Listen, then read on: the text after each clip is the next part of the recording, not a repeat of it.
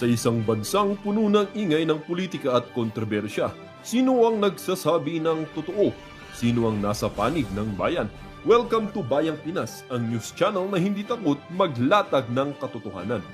Dito, pinag-uusapan natin ang mga isyong may kinalaman sa kinabukasan mo, politika, pamahalaan at ang tunay na kalagayan ng ating bansa. Hindi kami bayad, hindi kami bulag. Sa Bayang Pinas, ang boses ng mamamayan ang tunay na headline.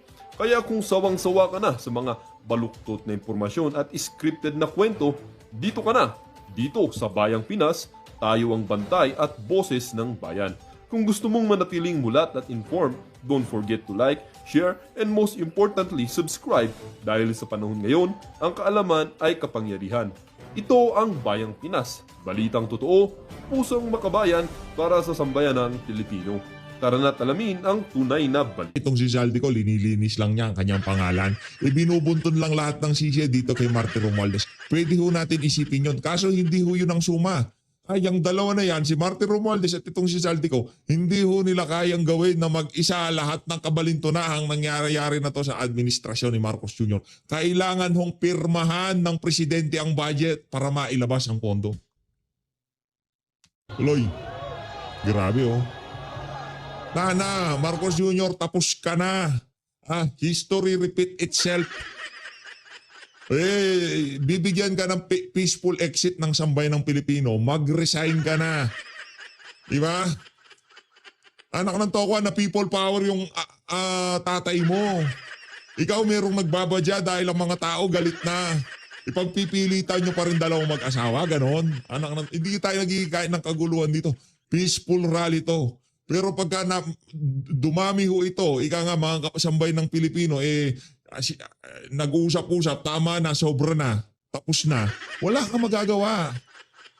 Ang kapangyarihan na nakakatang sa balikat mo bilang presidente, nanggaling dyan sa mga tao na yan.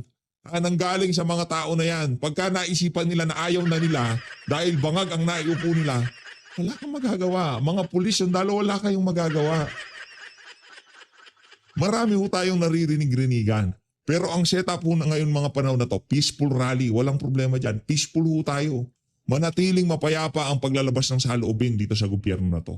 Pero pagka umabot dun sa tipping point, breaking point, wala tayong magagawa dyan. Iisa lang naman ho tayo dito. Di tayo naghihikayat ng kung ano pa man. Ang atin dito, mapayapang paglalabas ng saloobin.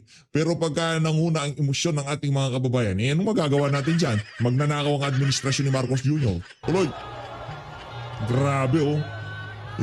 Nako, meron na nahihihi sa panty. Diyan sa Malacanang, sa kanilang salawal, sa kanilang brief. Daming yan. EDSA pa lang ho yan ha. EDSA People Power Monument pa lang ho yan. Wala pa ho tayo doon. Paano pagka ika nga nag-ano yan? Dito kasi, ganito yan. Napaano ko, napababa yung pa ako ha. Ganito kasi yan. Nung mga naunang rally, ang panawagan simple, accountability, transparency, ikulong ang mga mandarambong, bong. Diba yun lang panawagan eh. Noong September 21, yun ang panawagan natin, ikulong ang mga mandarambong, bong. Diba? Mga magnanakaw, transparency, mga flood control anomaly, ikulong yung mga yan. Contractor, Diskaya Couple, ikulong yan. Ngayon, iba na usapan. Mga kababayan, ngayon nagkakaisa ang sambayan ng Pilipino na itong administrasyon na to, siya ang pahirap sa sambayan ng Pilipino. Ang namumuno sa Pilipinas, siya ang problema, hindi ho siya ang solusyon.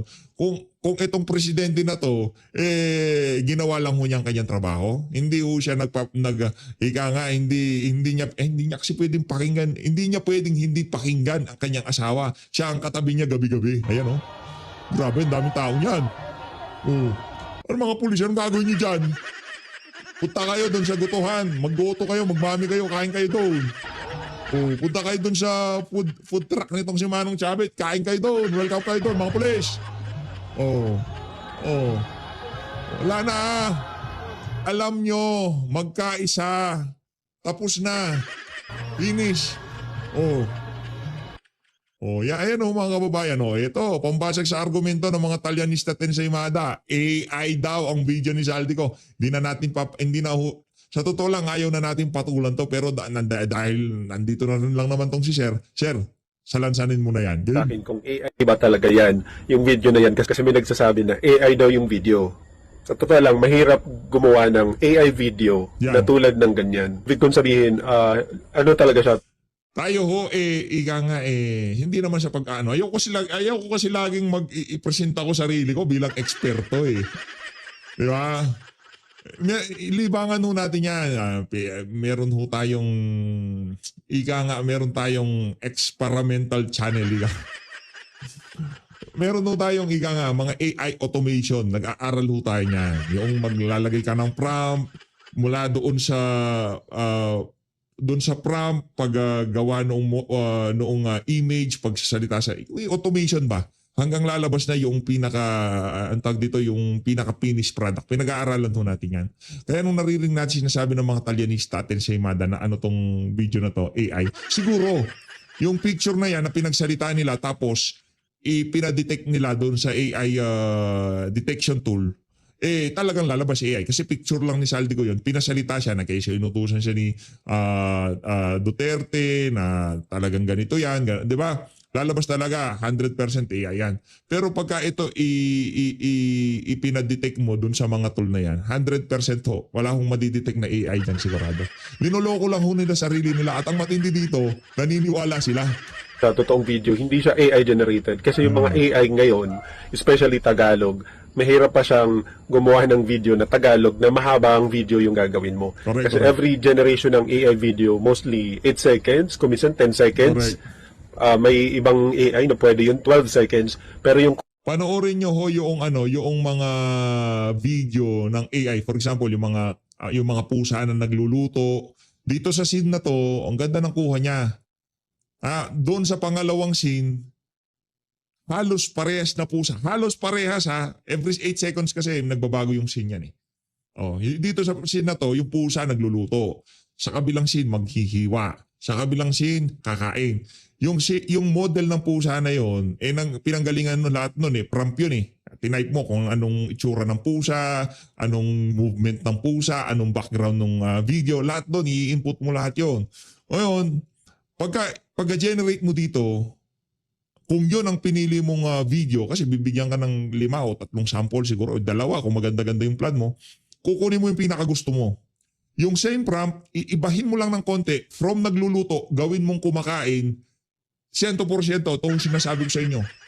Yung susunod na 8 seconds, yung pusa, mukha na ho silang magpinsan, hindi na ho sila magkamukha. consistency ng boses, mahirap siya gawin na makakagawa ka ng video na 5 minutes.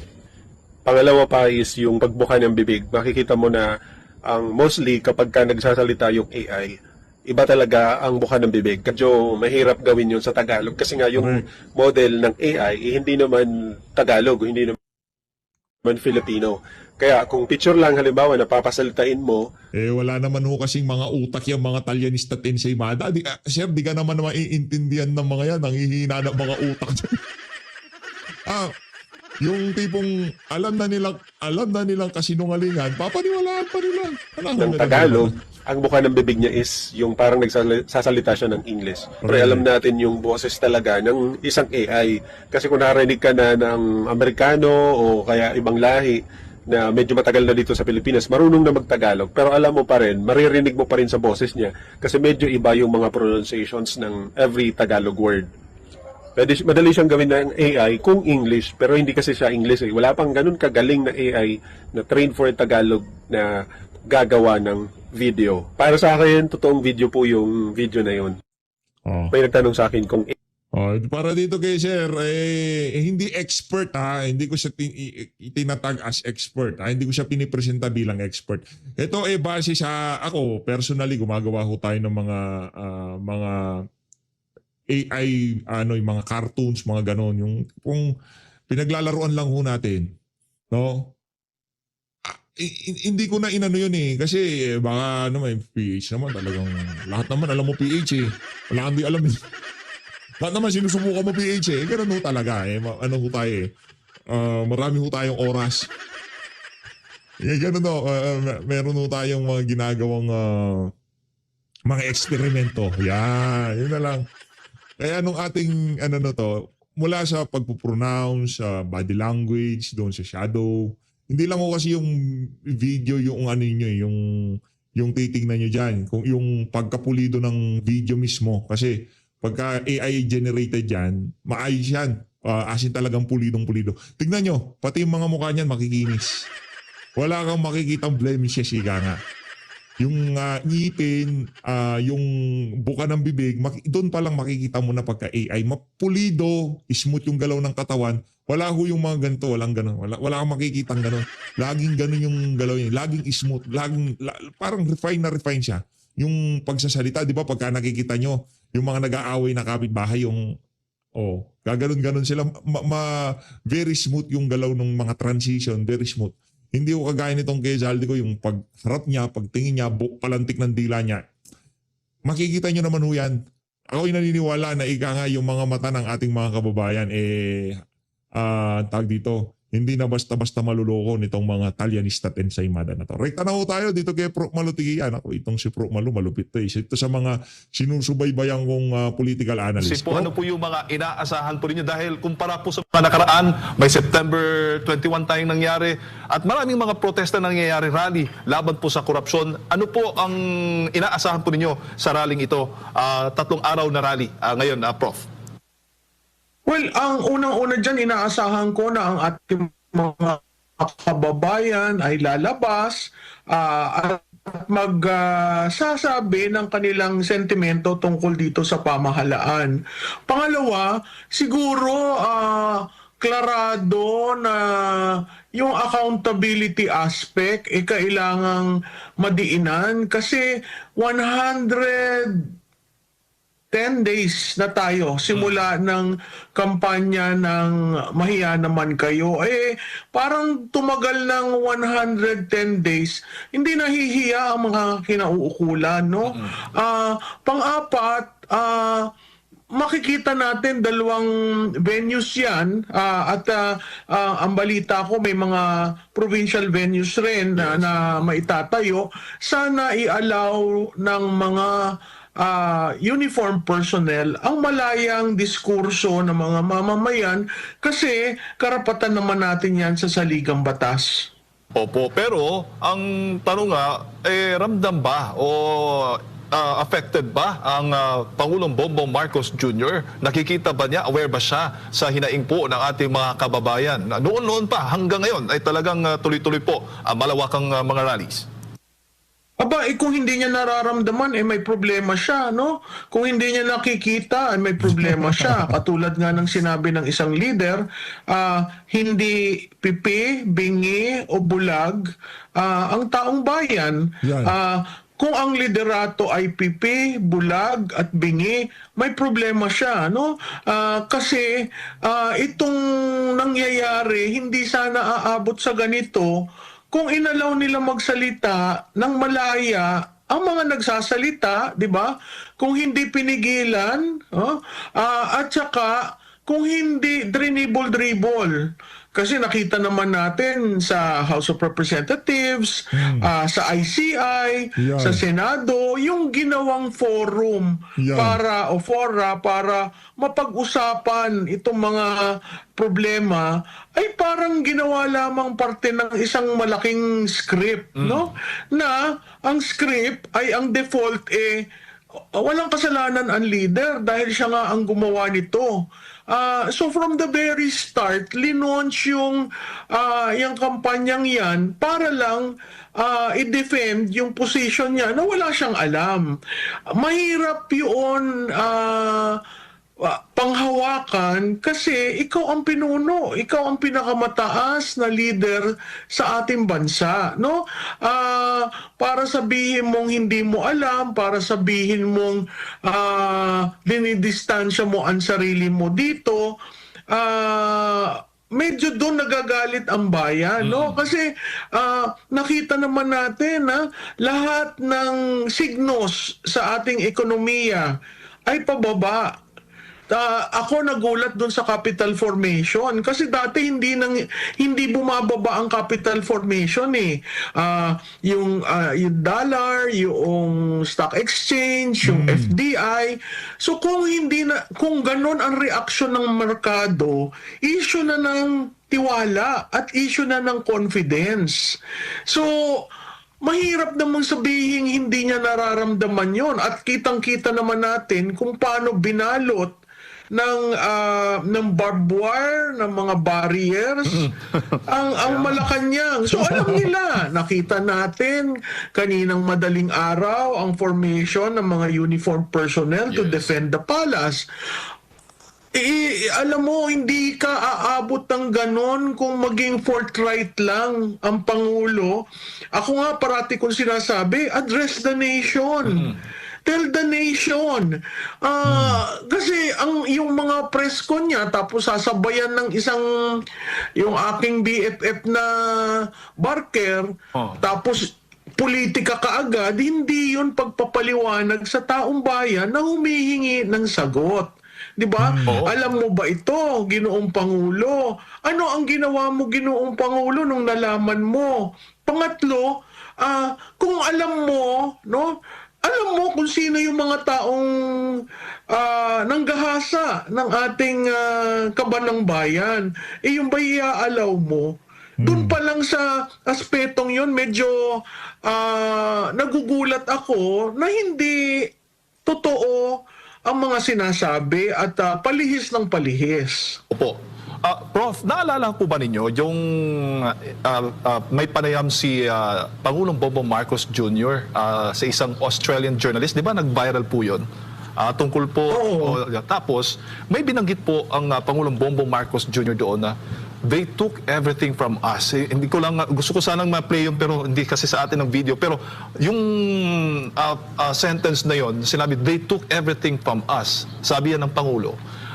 Para ho ba sa inyo ang nangyayari ngayon parang paghihiganti na ginagawa po niya laban sa mga Pilipino at laban sa gobyerno dahil kung nga naalala natin noon bago siya tumakbo talagang kinukundi na siya at marami po ang nagagalit sa kanya dahil po sa mga ginawa ng kanyang ama. Alam mo, napakinggan ko yan. Yan yung interview na tinanong nung host na bakit ka natatawa, di ba? Bakit Yes. Ang akin lang, akala natin naman kaya siya tumakbo ay para redemption ng pangalan ng tatay niya. Pero at the back of the minds of our people, meron na ring nabubuong sentimento na bakit yung huling 3 taon ganito ang nangyayari sa atin. Ito ba ay Actually, di ko tayo masyadong sold doon sa ideya na yun nung una. Yung tipong presidente, tapos mag-aano yung gagantihan ng mga Pilipino. Nung nababasa-basa natin yan, mga naunang panahon pa, di ba? Yung nandiyan ka na paglilingkuran mo ang sambayan ng Pilipino dyan. Nung nung panahon ng kampanya, 2022, ano na yan lumulutang na yan. Talagang galit ang mga Marcos na yan sa mga Pilipino dahil sa ginawa nila. Pero ngayon mga kababayan, yung mga litanya na yon, yung mga nagsasabi na talagang mga walang kwenta itong pamilya na to, talagang nakikita ho natin. Nagmamaterialize yung sinasabi nila na itong pamilya na to, pagka naupo to, sa sobrang galit nila sa mga Pilipino, nanakawan, sasaktan, lahat ng mga masasamang bagay mangyayari sa Pilipinas pag naupo yung mga Marcos na yan. At yun na nga ho nangyari ngayong mga panahon na to. Kaya para sa lahat na bumoto kay Marcos Jr. nung panahon na yon, yung kamaliang nangyari noon, hindi na ho natin ulitin at atin na siyang aayusin. Yan. Naku, may kinakabahan. paghihiganti sa ginawa ng mga Pilipino sa tatay niya, hindi dapat maging ganun eh. Kasi binigyan siya ng mandato ng tao, di ba? Babalik ulit tayo dun sa usapan na yung tinatawag sa demokrasya, may social contract tayo. Lahat tayo lahat tayo may karapatan. Binigay natin yung ilan sa ating karapatan sa estado para mamahala sa ating pamumuhay, may karapatan rin naman ang taong bayan na alsin yung mandato, lalong-lalo na kung 3 taon na ganito ang nangyayari sa ating bayan. Yes. Yung sinabi niyang they got everything from us, Yes, yes. wala ho tayong magagawa doon. Oo, nakuha, pero kung titingnan natin ang kasaysayan, ilan ba talaga ang nakuha? Di ba kung titingnan mo ang PCGG, ang record ng PCGG has not been sterling. Meron silang utang sa BIR na hindi binabayaran. Di ba? Ano ang nakuha? Ang nakuha lamang ng taong bayan ay inalis yung mandato sa kanyang ama.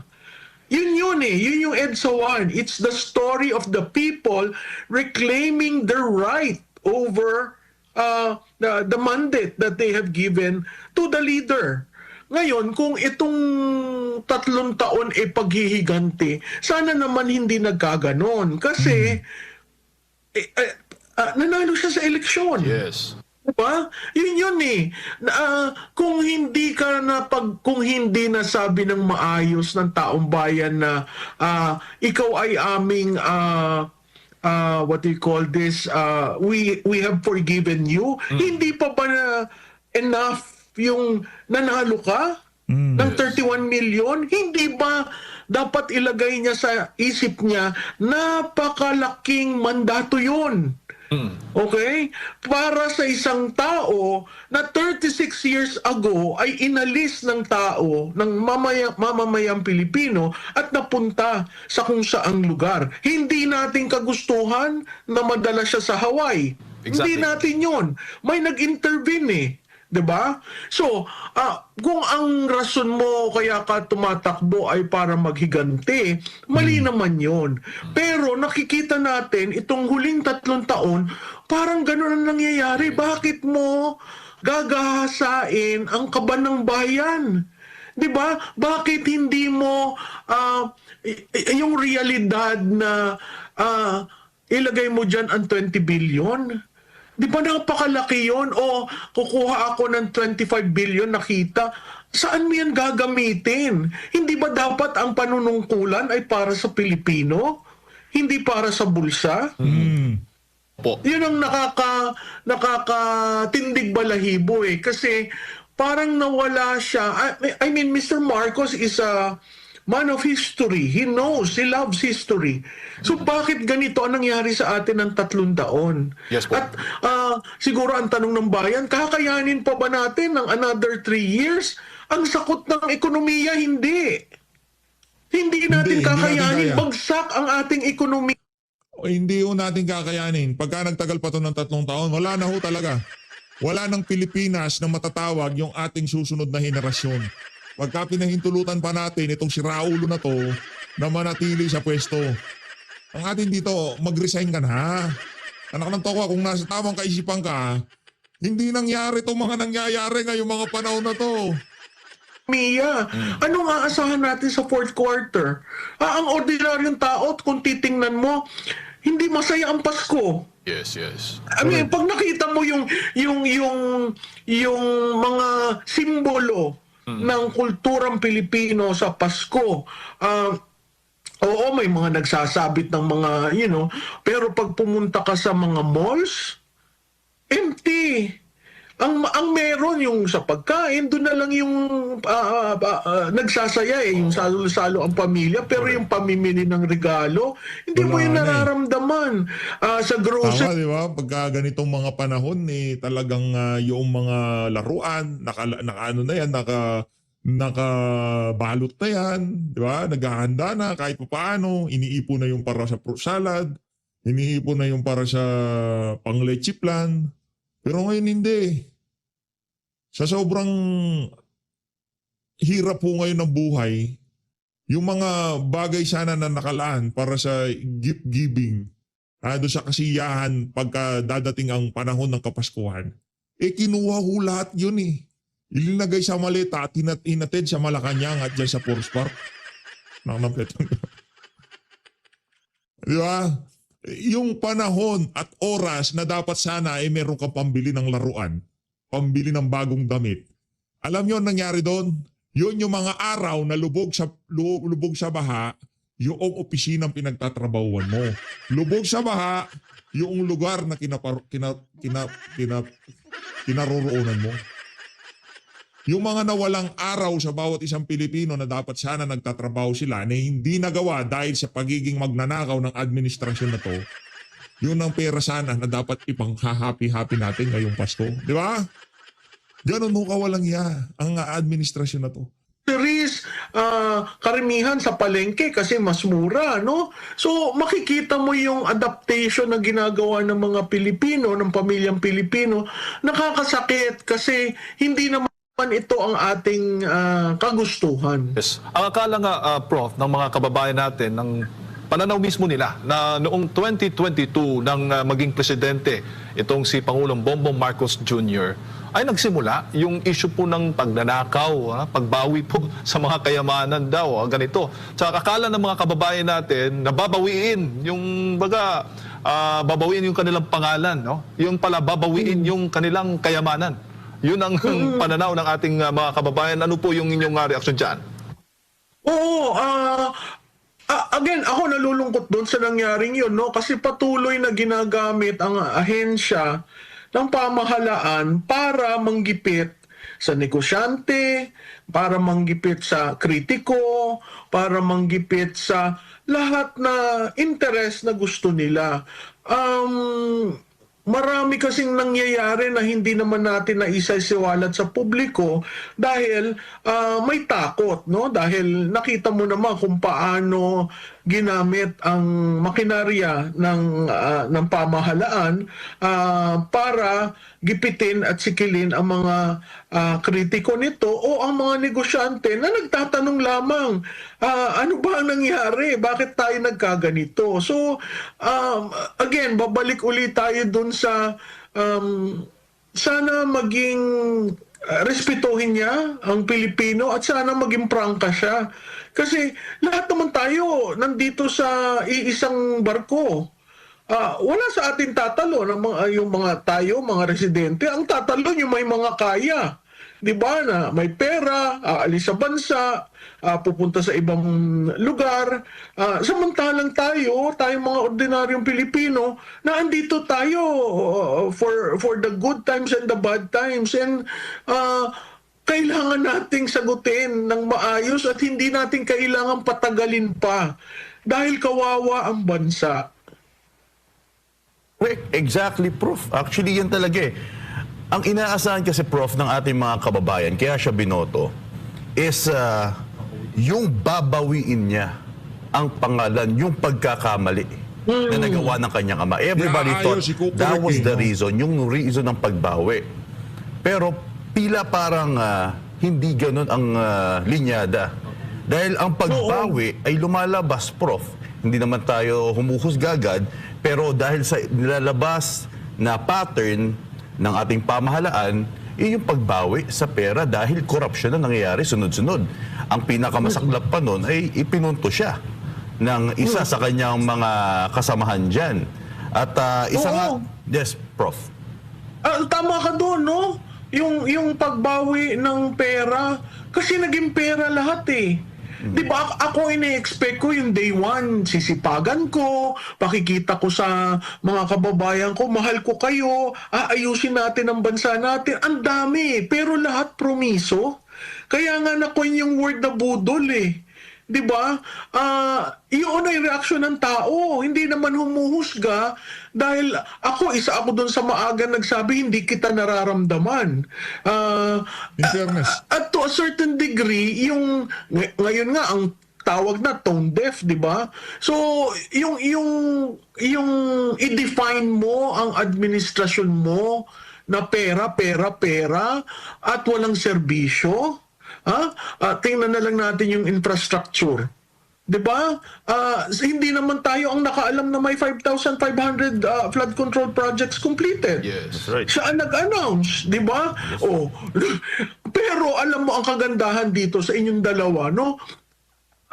Ang kalikasan, ang Diyos, di ba nagpapakatotoo sa lahat ng mga aligasyon. Kaya ikaw, makikita mo, mahal ba niya ang Pilipino? naglindol. Ha? Parang functus officius lang parang pupunta lang siya doon, kailangan kong magtingin-tingin, magturo-turo. Pero yung caring for the Filipino, yun ang hindi nararamdaman. Kaya Wala nga parati Napaka-fake ho kasi ng mga galawan niya, kaya hindi ramdam ng ating mga kababayan yung papunta-punta niya, yung hipo-hipo niya sa ulo ng mga walang kwenta ho talaga, sa totoo lang ho mga kababayan, walang kakwenta. nasabi, ano ba naman yan, tone deaf. Kaya ako, hindi ko alam kung talagang na-internalize niya ano ang pagiging Pangulo. Kasi certainly, hindi natin yun nakikita.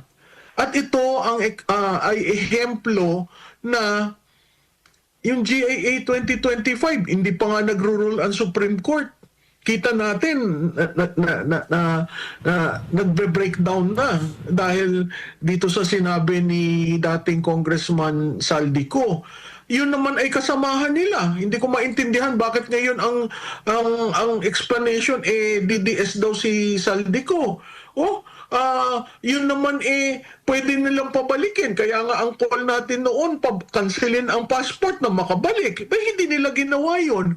Ngayon nagsasalita, hindi sila magkaintindi. Kasi, imaginein mo, anong ilalabas ng ICI? Ilang oras nag-testify doon si Speaker? Diba? Oo. Buti na lang hindi nila ginawang public. Kasi Closed door. matatandaan natin, di ba? Tapos ngayon may ganito yung kay Saldico. Ang akin lang doon kay Saldico, itigil na yung part 1, part 2. 'Di ba? Kasi naaanig ang ating bansa, lalo na ang ekonomiya. Napakahirap na ang ekonomiya natin ay pulutin natin sa lupa. Kaya nga nung, di ba pagkasalita niya, Friday nagsalita yung unang part 1, ay nako, ang ating stock exchange ay talagang bumulusok pababa. So, ano ang gagawin natin? Wala namang positibo na sinasabi kung anong gagawin. Yung reaksyon ni Secretary Gomez, Secretary Pangandaman, at saka si BFF, hindi naman nag-explain. 'Di ba? Kaya nga ang parati kong sinasabi, gamitin nyo ang PCO as a way of explaining. Hindi yung mambubudol o magpropaganda, explaining. Because if you stop explaining to the people, we will have these rallies. Correct. 'Di ba? Correct. Kaya nga yan, Prof, ngayon, ang taong bayan naman, gusto naman nila malaman kung ano ang magiging sagot. Dahil binoto nga siya ng taong bayan, asan yung, kumbaga, yung utang na loob ng ating Pangulo sa kanyang mga pangako.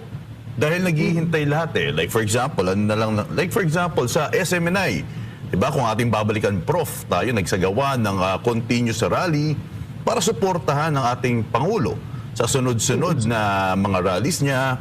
Dahil ang kanyang mga pangako, ang kanyang mga plataforma ay talaga naman napakaganda para sa mamamayang Pilipino. Kaso lang nabaliktad din. Pinasara pa ang SMNI. Diba, Prof? So, yun yung mga ilan sa mga bagay na talaga naman, yung utang na loob kasi, ito yung napakahalaga. Kaya nga kung ating babalikan din, Prof, syempre, napakalaking bagay yung pagpapalibing kay former President, sa dating former President Marcos Sr., yung kanyang ama. Ginawa ito ni former President Rodrigo Duterte na yung paggawa niya sa pagpapalibing ng kanyang ama ni Marcos Jr. ay talaga naman maraming kinamuhian si President Duterte dahil sa ginawa niya, dahil daw magnanakaw si Marcos Sr. Pero ginawa niya pa rin yun. Diba? Pero sa kabila ng kanyang pagpapalibing sa ama ni Marcos Jr., nasa dahig pa siya ngayon. Ano masasabi yung pagdating sa utang na loob, Prof? Well, alam mo, Jade, yung utang na loob, makikita, alam mo, pwede tayong gumawa ng listahan na mga bagay na makikita natin na talagang they don't value word of honor, they don't value yung Mauubos ang isang libro kung isa-isahin natin. Mula doon sa ipagpapatuloy ang build. Ang tawag dito yung hindi papasok ang ICC, wala akong ano yan, walang word po, walang mga may saltik nga sa utak. Ang utang na loob, kasi ang dami sa 3 taon na makikita natin na pag nagamit ka na, okay na. Wala kaming pakialam sa inyo, nagamit ka na eh. A very transactional way of dealing with people. Iyon malaking problema kasi kung yung mga tumulong sa kampanya, yung mga what do you call this, tumutulong sa kanya para mag-reach out sa mga tao, tumutulong sa kanya para i-explain kung ano ang programa, ay hindi na lang basta pinasasalamatan o linilingon. Talaga magkakaroon ka ng problema. Perfect yung example na sinabi mo, yung paglilibing, di ba? At saka isama na dyan yung desisyon ng dating Pangulo na hindi na ikulong si First Lady, Imelda Marcos, di ba? Dahil sa katandaan. So, yun hindi na iisip eh. Hindi ko maintindihan kung anong si Mr. Marcos has a worldview. Kasi nag-aaral siya abroad, tumira sa abroad, di ba? Yung 36 years ng after EDSA na andyan sila. Pero yung worldview na yun, hindi mo nakikita sa leader ngayon. Whether in terms of ASEAN, in terms of domestic policy, hindi mo nakikita yon. Kaya Correct. hindi natin maintindihan. At again, sasabihin ko, pilit nating intindihin siya. Kasi nahalal. Yes, Diba? Nahalal eh. Exactly. Yung respeto ng mandato nandun. Pero, sandali lang, kung gaganyanin mo ng gaganyanin ang bansa, titindig ang Pilipino. Kasi, kinabukasan natin yun eh. Hindi naman kinabukasan nila dahil sila, madali sila makaalis. May mga bahay sila abroad. So, sino ang nagmamahal talaga ng Pilipinas? Sa mga Pilipino who are here, trying to eke out a living, trying to make things, di ba? Trying to make things, certain things end, di ba?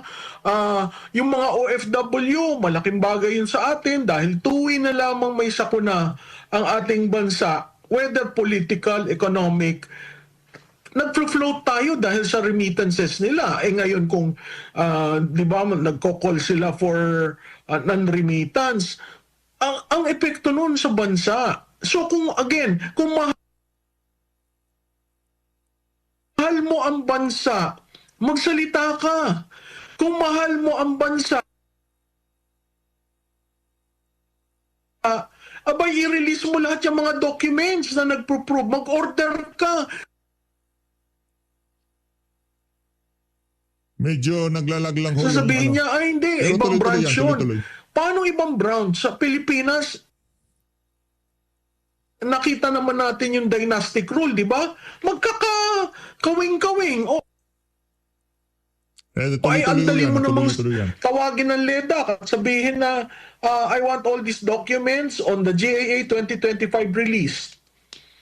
Hanggang ngayon, wala tayong nakikitang documents released. Yes, correct, Prof.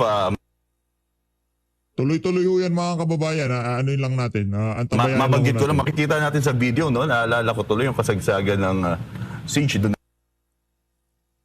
rin natulog yung mga police partner. sa Ayala Bridge. Pero gusto ko lang, Prof, idagdag, ay talaga naman nakakalungkot para sa ating former president dahil alam naman natin kung gaano kahalaga sa mga anak na mabisita ang kanilang magulang.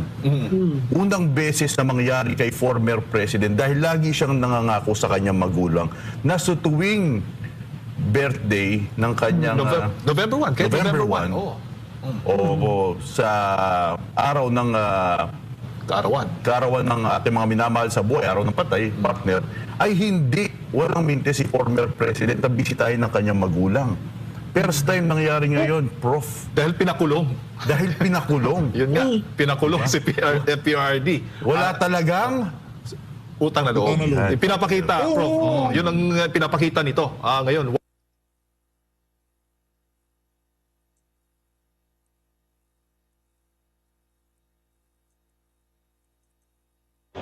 Meron yan. Dali lang. na loob. Yan. At saka alam mo, dente na mukhang bata at relax. Lahat sila tumatanda. Dun sa 6 na taon. Imaginin mo ang isukli mo sa 6 na taon sa isang pangulo na napakataas ng approval at trust rating ay ipakulong mo. 'Di ba? Ang sabi niya, he will fight sovereignty issue yun. Bakit? Ang dami rin natin, pwede natin yung ilista. Sinabi niya ito, bumaliktad na ganito. Bakit? Ano ba talaga ang bumubuo sa brand ng isang Marcos Jr.? Yung ba very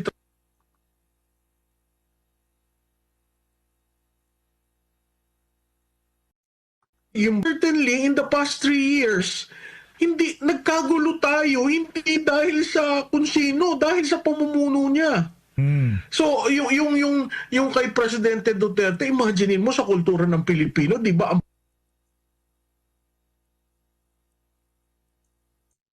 Yes. Sa isang taong hindi nasanay sa ibang bansa. Di ba, hindi naman siya mahilig tumira sa ibang bansa. Hindi naman siya, nagta-travel, pero hindi yan ng 1 month, ng 1 week. Bumabalik at bumabalik rin. Si Mr. Duterte is a man from the traditional mold eh. Yes. Di ba?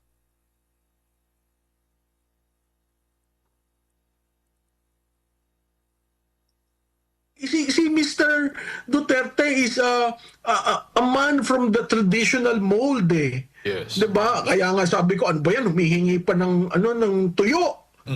Bigyan niyo na lang kako ng Simple. tuyo na Simple lang. 'Di ba? Napakasimple. Bakit mo ipagkakait sa isang pangulo sa isang dating pangulo ang respeto na 6 na taon niya nanilbihan? Di parang binuksan mo ngayon ang gates para sa tuwing may bababang pangulo, titirahin ko. Hahabulin kita. Sino lamang ang pangulong hindi nang habol Duterte. ng dating pangulo? Hindi ba Duterte. si dating Presidente Duterte? Ano Isa-isa. sinabi niya kay Presidente Pinoy? Sabi niya, wag. Mahirap ang nangyari. Hindi nyo alam kung how, we do not know the certain things that we might know after the fact. But as president, there are so many decisions that one will have to make. Thinking of the country. Kaya siya, imbis na, hindi, kasuhan natin sa 44, hindi, kasuhan natin. Anong sinabi niya? Wag. Respeto. Anong sinabi niya kay Vice President Robredo? Itigil nyo na yan. Isang salita. Itigil nyo na yan. Wala nangyari. So, yung liderato, maraming importante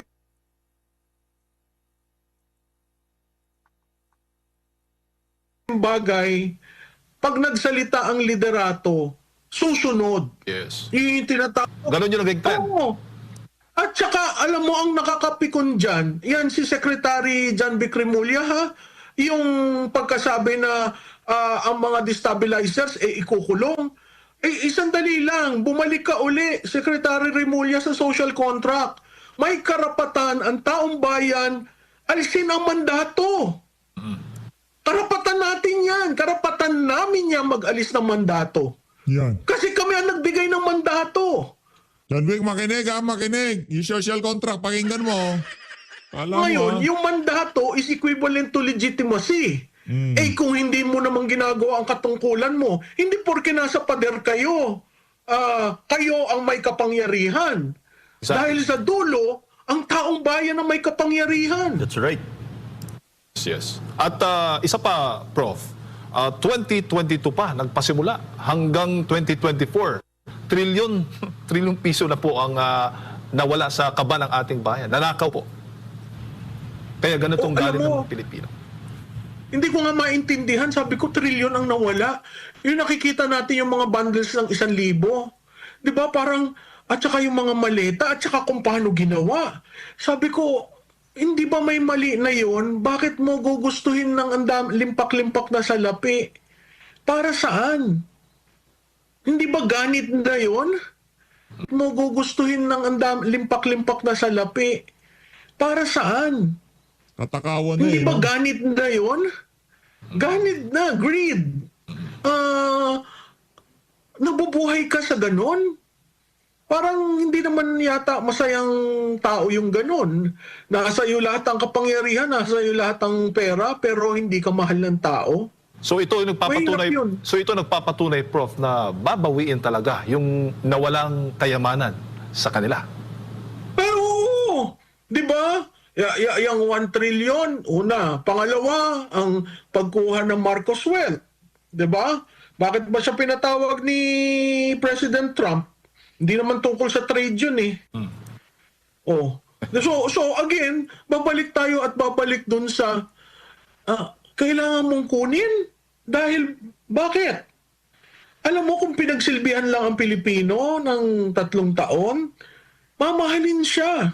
Correct. At makakatira siguro yung susunod niyang yung mga apo niya, di ba, mawawala yung stigma sa Marcos name.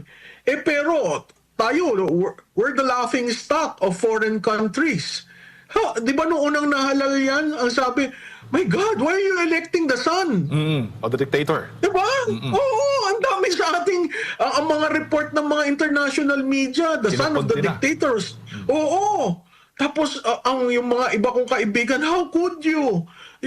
Do Filipinos forget your history? Sabi ko, well, that is democracy. Gumano na lang ako. Kasi, ano ba ang default mong kwan? Kahit naman yung mga